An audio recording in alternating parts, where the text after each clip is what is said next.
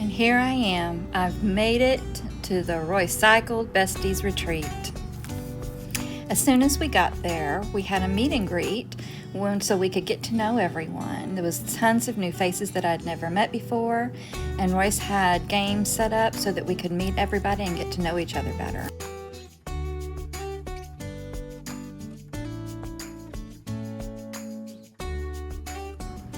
On our first day, Royce presented us with this wonderful printout that really set the tone for the whole retreat.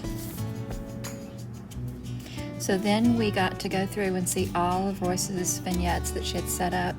It was so inspiring, and it was just so beautiful, and she arranged it so that we could take pictures in front of all the different displays.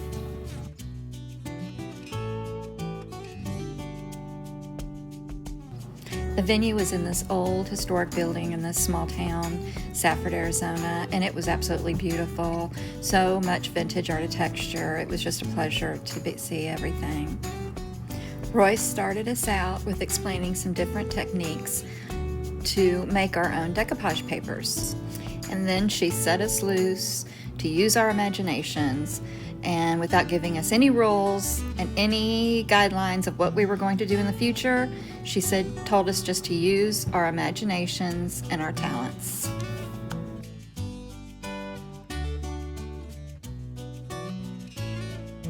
On day 2, we learned about color palettes, what colors complement other colors, and the color wheel. And it was very educating, even though I thought I knew quite a bit about colors already. I found out that I knew very little. So then she had us pick our color palettes and told us that we were going to be putting together our own masterboards. She said we were going to be like mad scientists putting together our own masterboards, textures, and colors.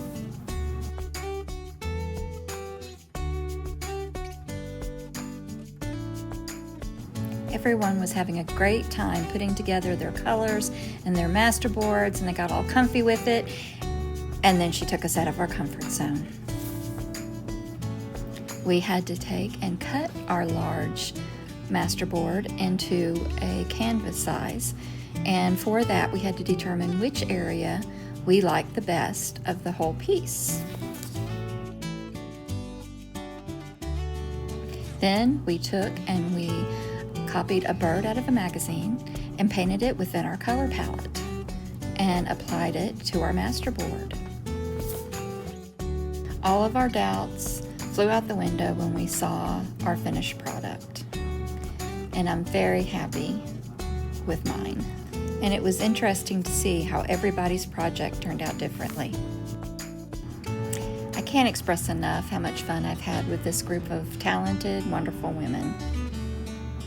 And then it was time to start heading home, which was an experience. I went through New Mexico, and there was a huge sandstorm.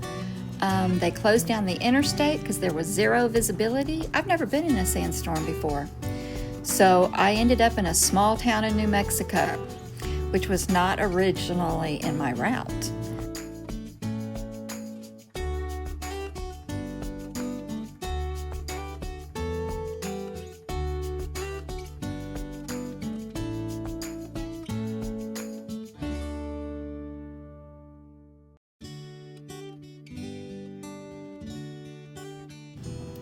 So of course, after all that fun, I had to stop at some more thrift stores.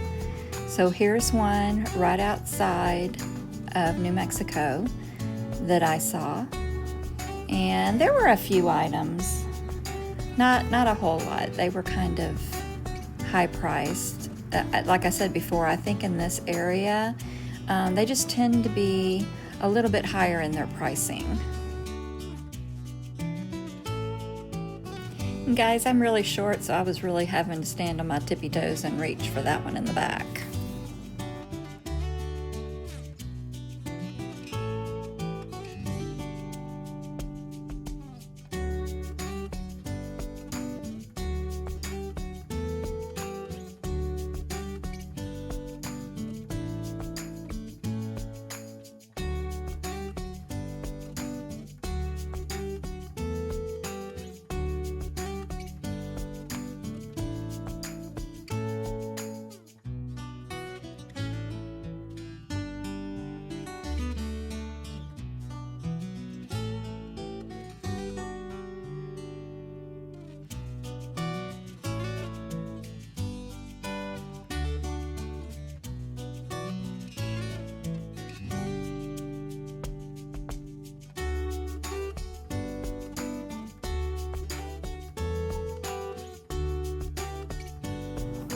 And blue tags were half off, so I got a steal on this particular frame.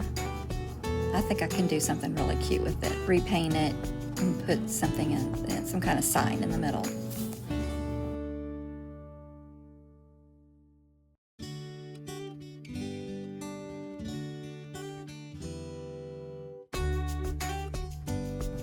This was a neat vintage rocking horse, little bit out of my price range, but it was a cute find.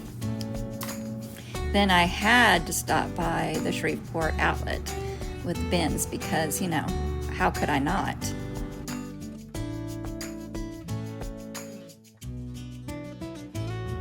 It was later in the afternoon, so it had already been picked through pretty good, but I found a few things that I thought were a good deal.